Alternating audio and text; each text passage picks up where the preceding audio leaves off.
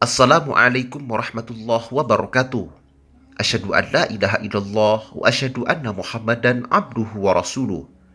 Salat adalah ucapan dan pekerjaan yang dimulai dengan takbir dan diakhiri dengan salam. Orang yang melakukan salat dengan istiqomah balasannya adalah masuk surga. Sesuai sabda Rasulullah Shallallahu Alaihi Wasallam, barang siapa mengerjakannya dan tidak menyia-nyiakannya sedikit pun karena menganggap enteng, maka ia memiliki perjanjian dengan Allah untuk memasukkan dia ke surga. Dan barang siapa tidak mengerjakannya, maka dia tidak memiliki perjanjian dengan Allah. Namun di balik itu, terdapat sebuah alasan yang membuat ahli tahajud tidak mendapat jaminan surga. Padahal ia rajin sholat selama 20 tahun. Ahli tahajud, namun masuk neraka. Na'udzubillahi min zalik. Sahabat beriman yang dirahmati Allah, berikut kisahnya. Ada seorang ahli ibadah bernama Abu bin Hashim yang sangat rajin melakukan sholat tahajud. Hampir 20 tahun ia tidak pernah meninggalkan sholat tahajud. Suatu ketika saat dia hendak mengambil air wudhu, Abu terkejut melihat ada makhluk hidup yang sedang duduk di pekarangannya. Abu bin Hashim bertanya, "Wahai hamba Allah, siapakah engkau?" Makhluk itu berkata, "Saya adalah malaikat utusan Allah Subhanahu wa Ta'ala." Abu bin Hashim kaget, tapi bangga dengan kedatangan malaikat mulia. Dia kemudian bertanya, "Apa yang engkau lakukan di sini?" Malaikat itu menjawab, "Saya diberitahu untuk menemukan pelayan Allah Subhanahu wa Ta'ala." Melihat malaikat memegang buku tebal, Abu bin Hashim bertanya, "Oh malaikat, buku apa yang engkau bawa?" Jawab malaikat, "Ini adalah koleksi nama-nama yang termasuk kekasih-kekasih Allah Subhanahu wa Ta'ala."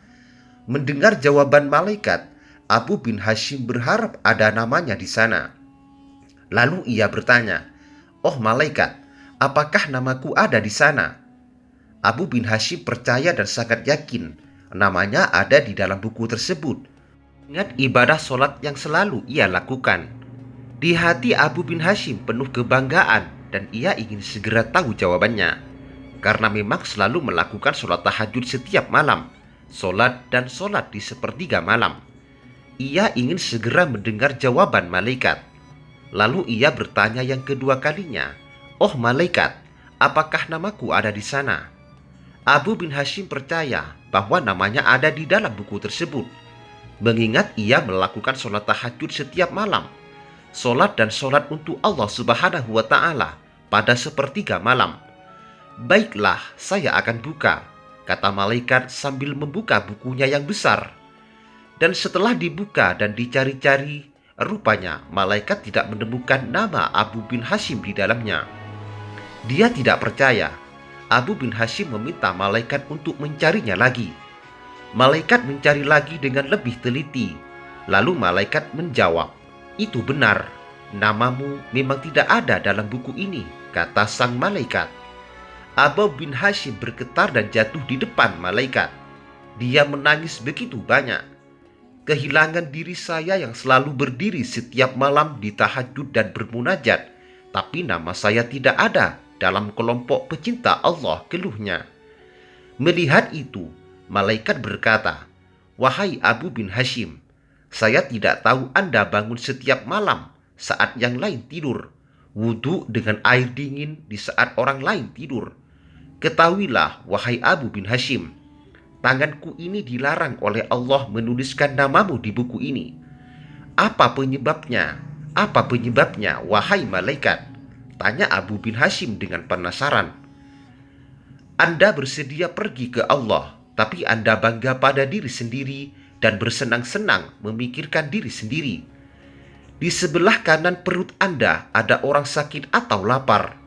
Jangankan melihat dan memberi makan, bagaimana mungkin kamu bisa menjadi kekasih Allah jika kamu sendiri tidak pernah mencintai makhluk yang diciptakan oleh Allah," kata sang malaikat. Mendengar apa yang disampaikan malaikat, Abu bin Hashim serasa disambar petir di siang bolong. Dia menyadari bahwa hubungan pemujaan manusia tidak hanya untuk Allah Subhanahu wa Ta'ala, tetapi juga untuk sesama manusia. Dan hikmah yang bisa kita petik dari kisah ini adalah, janganlah kita merasa bangga hati dengan ibadah, namun masih menelantarkan orang-orang di sekitar kita, khususnya orang miskin dan yatim piatu. Kita lebih peduli dan membantunya. Artinya, hablum minallah, hubungan dengan Allah, seperti ibadah sholat kita kerjakan. Dan hablum minannas, hubungan sesama manusia, wajib kita jaga dan kita bantu mereka. Demikian kajian kali ini. Semoga bermanfaat dan barokah bagi kita semua. Wassalamualaikum warahmatullahi wabarakatuh.